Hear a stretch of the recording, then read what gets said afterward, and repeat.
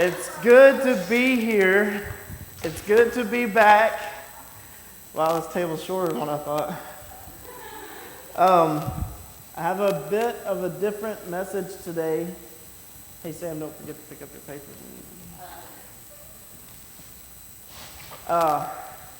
Sorry, that stuff will drive me crazy, or I wouldn't worry about it. We'll just let that part be off the record. Is that all right? Today is going to be a little bit different. I have a message that God gave to me and me only. Me, very specifically, very clearly. And I have this demonstration that I happened to run across. And it made it so clear to me.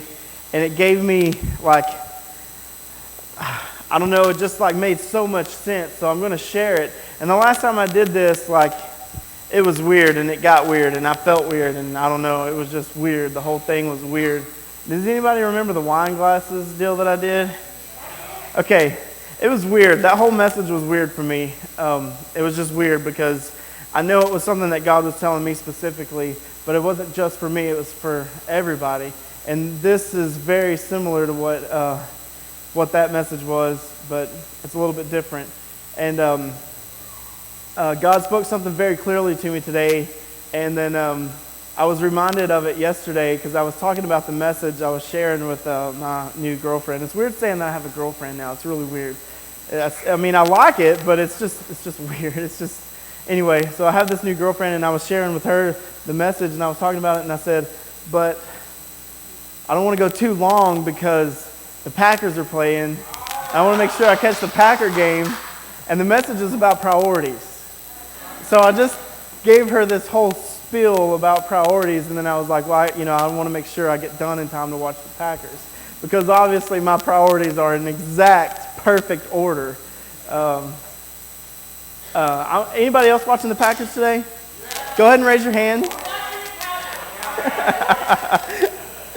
The Packers are playing the Cowboys today, so it's going to be fun. It'll be interesting. There'll be some interesting households. But anyway, if this is your first time here, thank you so much for joining us. It's going to be a little bit different of a message. I'm just going to let God speak today. I'm not going to read you a bunch of stuff. I'm not going to teach you a bunch of stuff. I'm just going to let God speak today. And if that's okay with you, I truly believe that God will change some lives in here today. Not me, not anybody else, but God. God will change someone's life in here today. I just feel it. I'm going to pray over this first because I feel like that should be a priority before we get started. So I'm going to pray over this real quick before we start. God, thank you so much for this time that you've given us, that you've allowed to us together in your name, in your presence. God, I pray that your spirit rain down on us today. God, I pray that your voice and your words be heard. God, I pray that they not be my words, not my ideas, not my thoughts, but yours. God, I pray that your voice be heard today and that your spirit be felt. God, I pray that if there's any distractions in here, Lord, anything that's not of you that's going to hinder this message or hinder our listening abilities or capabilities, Lord, that it would be removed and not allowed to speak and not allowed to distract us. God, I pray over each and every individual here today, Lord, that there's something specific that you have to say to them today. And God, I pray that they hear it with open hearts, open ears, and that they accept it. God, I thank you so much for your power and your love and your grace and your mercy and the abundant life that you bless us with. God, thank you so much for everything that you're doing. In Jesus' name, amen. All right, we're going to talk about a few things. Does anybody, do you ever, I'm going to have to scoot this back just a little bit. Do you ever run into, is anybody in here ever late to stuff? Is Brandis in here? Kitty and Morgan. And Brandis is always late too. She's good at being late. If you text her, don't expect a response for a good 2 or 3 days. Some of us struggle with being on time. Do you ever feel like you don't have enough time to do and to complete the things that need to be done? Do you ever feel like you don't have enough money? We never have enough money. I get it, I know. But do you ever feel like, man, like I'm just pinching pennies and I'm just constantly like, I never, like it just doesn't matter what I do, I just can't get ahead. Like I can pick up extra hours, extra work, extra side jobs, whatever it is, but I just can't get ahead.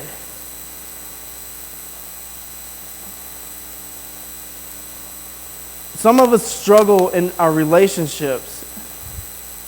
Some of us struggle with our marriage. Some of us struggle with our kids.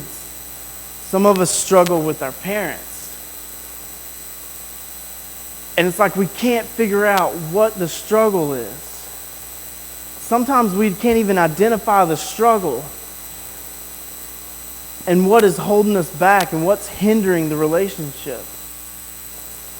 Sometimes we have all this love to give and we can't figure out how to give it. Sometimes we get caught up in the trap or the lie that we're offended and that everybody's against me and that no one likes me, or it doesn't matter what I do, they don't care. It doesn't matter how hard I work, they don't care. And God started speaking to me this week, and He started showing me some things, and I don't like it. I don't like it. I don't like it sometimes. We don't like it sometimes. We don't like it sometimes. Because, well, growth ain't easy. Growth sometimes is hard. I always relate everything back to trees. And a tree's roots don't grow unless the tree is pushed. Unless it's pushed by the wind. Unless it's pushed by the storms. There's storms in life that take place in order to grow us. It's not because God's mad at us. It's because there's some growth in there somewhere, somehow. But if we would step back and just listen and be open to what is going on, there's some growth in there somewhere, I guarantee you. My divorce, I thought it was the end of the world. I was ready to end the world. I was ready to end my world. It was over for me. I was done. I checked out. I was depressed. I was ready to end it all. I was done. But God still spoke to me in the situation. God still spoke to me. He still held my hand and walked me through the storm. That was the worst thing I've faced. Other than the death of close friends, that was the worst thing I had ever faced. But I came out stronger. I came out better. I came out a better man. And hopefully one day a better husband. Not everything may not be our fault, but that doesn't mean there's not a lesson to be learned. God gives us a life, and this jar is going to represent our life. This jar is our life. Can everybody see that? That's our life. And in our life, our lifetime, we have one life. We have one shot at this life here. And at some point, you're going to screw it up. So good luck. No, at some point, things aren't going to go our way. Things aren't going to go the way we thought.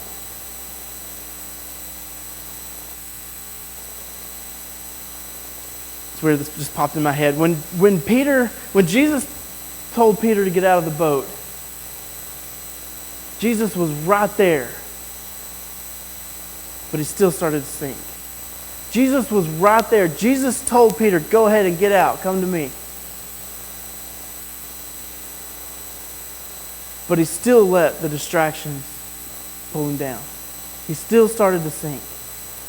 The waves and the storm still got his attention, with Jesus standing right there.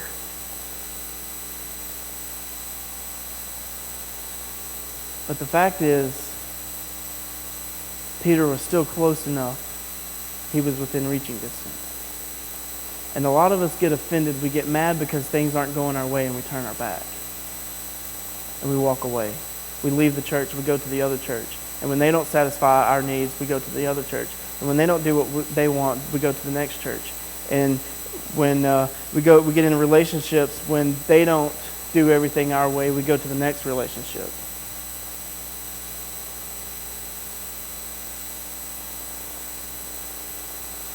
Sometimes it's not about what we can get, but it's what we can give. God gives us this life. And Jesus came to give us life more abundantly. So essentially, there's two formulas of living. There's one, the way of man, this earth, whatever you want to call it. And then there's one, by the will of God. Now the enemy, the devil, will like to try to trick us into thinking that there's a third way, that we can mix the two. But it doesn't work that way. We can try it, and we live in it a lot of times. We will say, I'm not doing anything wrong. I'm not doing anything bad. But if you really step back and check yourself, there we go.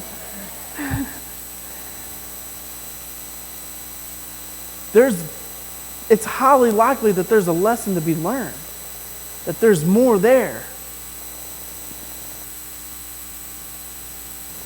This tennis ball is going to represent God. But see, when we follow Jesus and we live God's way, when we seek God out truly, the way He says, the way He wants us, the way He loves us, and if we seek Him out the way that He wants us and tells us that we can, that we have the ability, when we spend time with Him, not just the last 10 minutes or the first 10 minutes of your day, but when we spend time with Him. Okay, if you're married or you have a boyfriend or girlfriend, if you only spent the first 10 minutes at the beginning of the day or the last 10 minutes of your day, how long do you think that relationship would last? A few days, maybe a day. Not very. How strong do you think that relationship would be? Not very strong. 10 minutes, that's all you got. Don't worry, I'll go to the next one. That's what we do.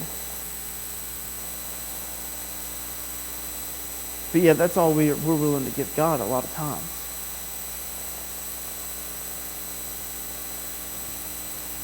These golf balls are going to represent all of our priorities. It's our relationships, our wife, our husband, our kids, our parents, our house, our finances, our cars. These are all of our priorities in life. They're all there. I sold cars for a couple of years, and it amazed me the money that people would spend on a new vehicle when they knew coming in there that they couldn't afford it. And I feel a little bit guilty because that was my job, to convince them that this is what they needed. This is what they needed.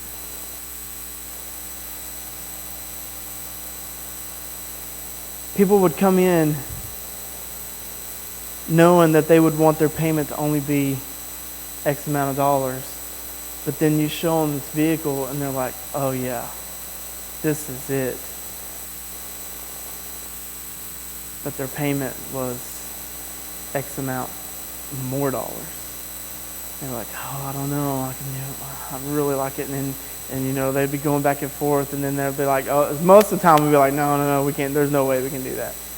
But if you got it close, if you could figure out how much they'll bend, you could get them. You could get them to buy.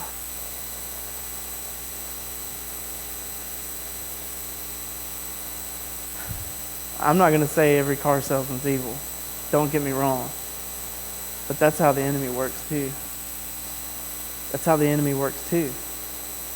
He wants you to think that you need this. See, sometimes we go out and buy new shoes because they look good. Sometimes we go out, we got to keep up with the Joneses. The new iPhone. I got to have that new iPhone. I got to have this. I got to have that. But our finances, we struggle every week, every day. We're living paycheck to paycheck every week. We've never tithed. We've never even tried it. We say we have faith, but we don't, because we don't put our money in God's hands. We actually don't believe it, or we would do it.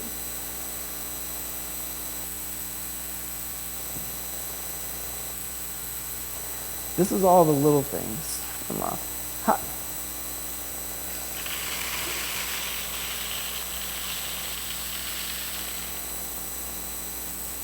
This is the little bitty, it's like sand, like pebbles. You can fit a lot of little things in there. It's pretty full. And now our life looks full. Our life is full. If we do it this way, it works. It all works. But I'm going to show you something. This is the way life is supposed to look. We got all of our priorities in check. We've got God in there first. We've got God at the center of everything. We're seeking God first. We put God in first, right? Everybody saw that, right? The tennis ball. So we put God first, and everything, the little things that don't really matter, they can come falling in, raining in, storming in, however, and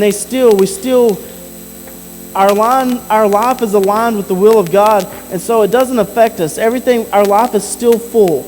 Everything's good. Everything's good. But see, this is what happens. This is what really happens. This is what life really looks like.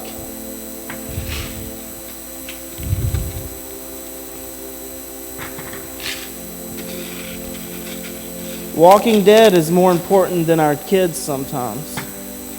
We'll watch the TV show and we'll forget that we even have kids in the house. We don't spend the quality time with our spouse at dinner because we're responding to Facebook or text message.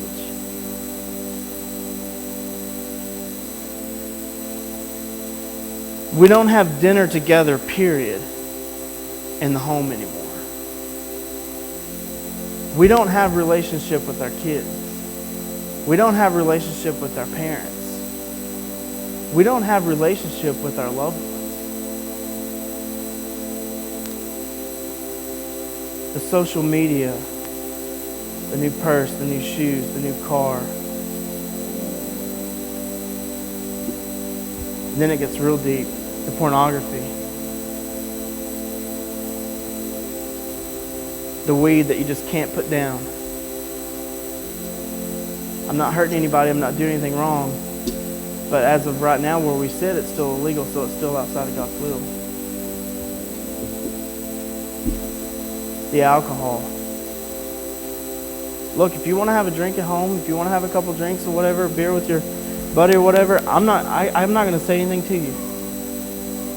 I could care less. But it's when you let it destroy your family. It's when it becomes a priority over your wife. It's when it becomes a priority over your husband. It's when it becomes a priority over your kids. That's where I have the issue. See, when we start letting all these little things in first, and then we got to figure out, we got a job to keep, we got a house to pay for, we got kids to feed. Some of us have a lot of kids. And we've got all these things to take care of. So we start trying to put those in our life. We spend time with things we shouldn't be spending time with, and then we think, oh yeah, I've got to get God in there somehow. That's what our life actually looks like.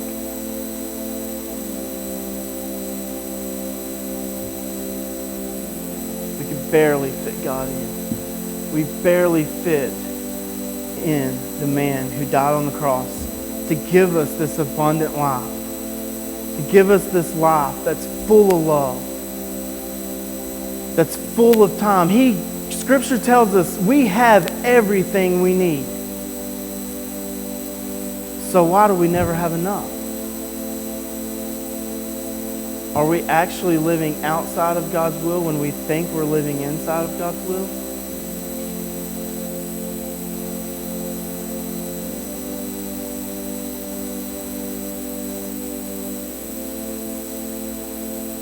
If your light is really darkness, how dark is your dark? Some of us, it's pretty dark. I'm guilty.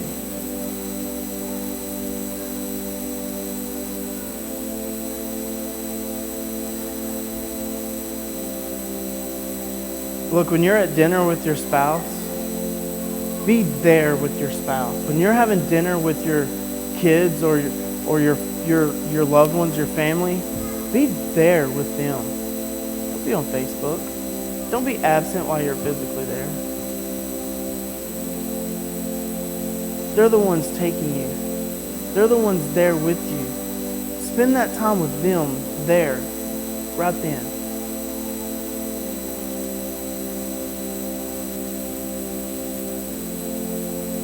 We like to turn to other things.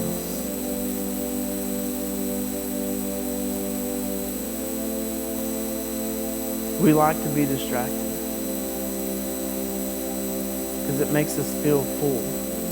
The more we have going on, the more full our life feels like or seems like. But that's a lie. That's a lie.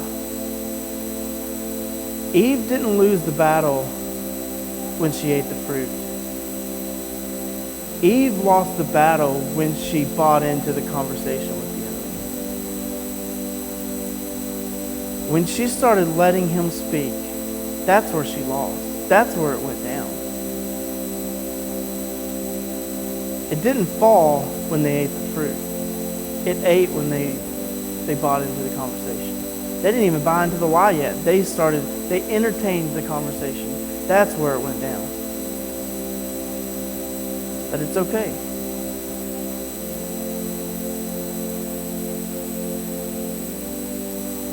It may or may not be okay that you're going to go have a beer with your buddy, but if he's struggling with alcohol addiction, it's not okay.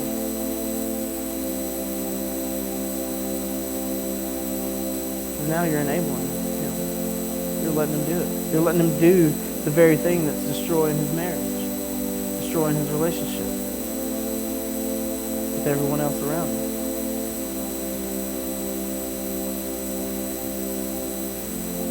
See, this is what our life really looks like when it needs to look like the other way. See, when we put God in first and we put all of our priorities in centered around God,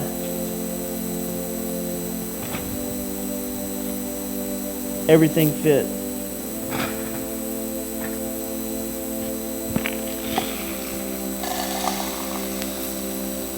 See, Jesus came to break those chains.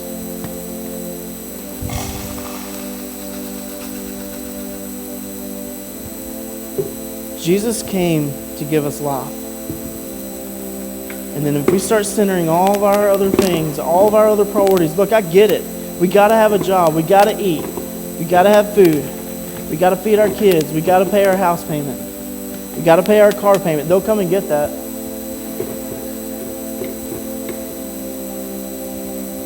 We got to take care of business. Some of us, it's time to volunteer.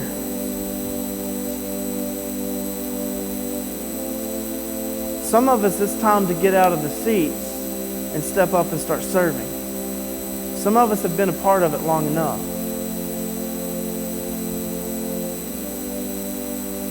And I'm not talking about just serving here. I'm talking about serving your neighbor,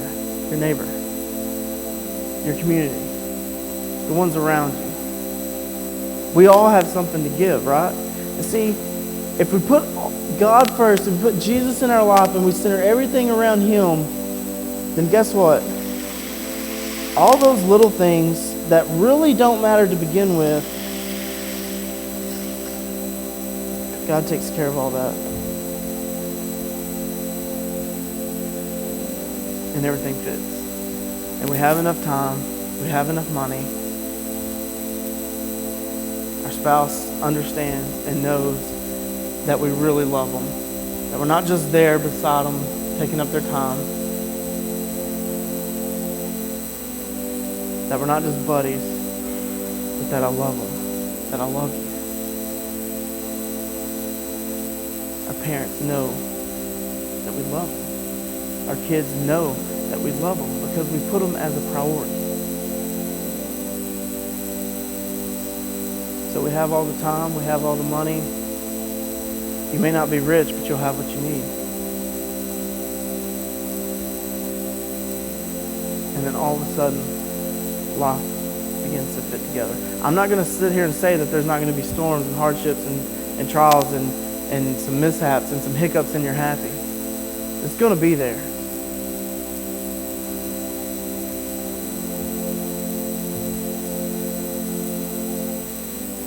But if we have Jesus at the center of all that, all of our priorities, when hard times come, He's going to be right there. Save me. He's going to be within arm's reach, right there. But if we're offended and we're mad and we're walking away and we're running away, and Jesus doesn't give me what I want, so I'm going over here. Jesus doesn't give me what I want here, so I'm going over there. We're just taking steps away.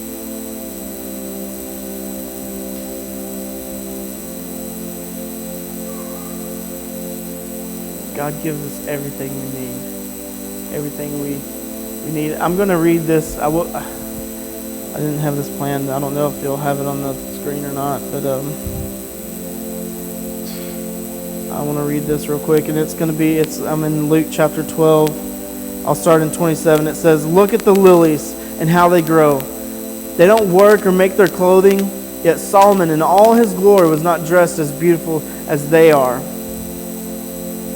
And if God cares so wonderfully for the flowers that are here today and thrown into the fire tomorrow, He will certainly care for you. Why do you have so little faith?" We don't tithe because we don't believe God will actually take care of our finances. I'm guilty of that sometimes, because I start looking at all the other things that's going on, and I got to do better. The phone at dinner has got to stop. We can do better. And don't be concerned about what to eat or what to drink. Don't worry about such things. These things dominate the thoughts of unbelievers all over the world. But your Father already knows your needs. Seek the kingdom of God above all else, and He will give you everything you need.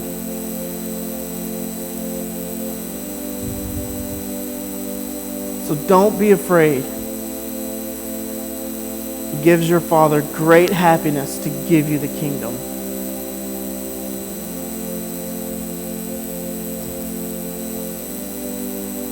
We have everything that we need. We have everything that we need.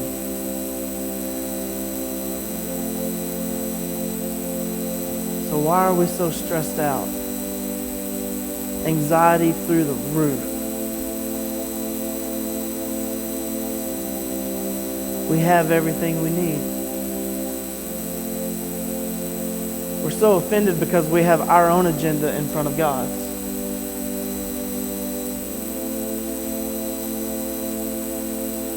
We get offended by things that don't even directly affect us.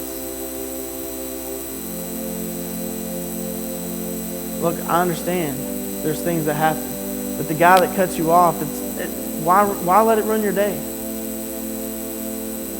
The person that cuts in line, does it really matter? But we make it a priority because it dominates the thoughts throughout the rest of our day. It dominates our attitude. It changes our attitude for the rest of the day. Tell me it's not a priority. Then why is it a priority?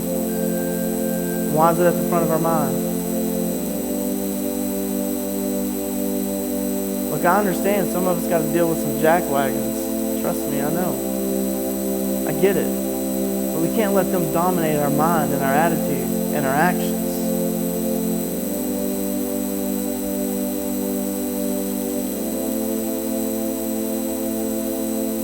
What we can do is have grace and mercy and forgiveness. And we can love them anyway. I know it's easier said than done sometimes.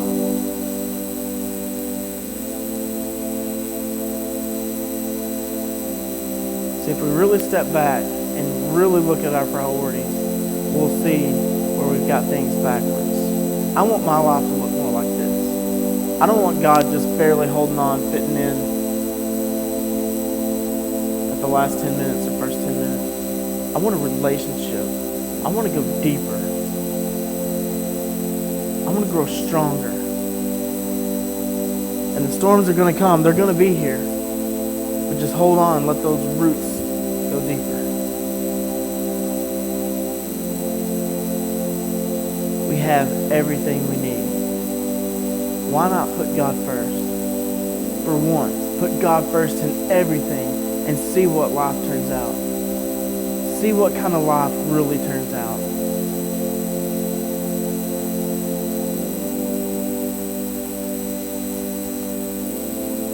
That's it. That's what life's supposed to look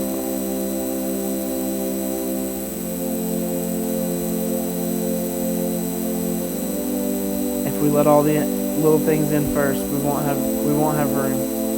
We won't have time. We won't have enough money.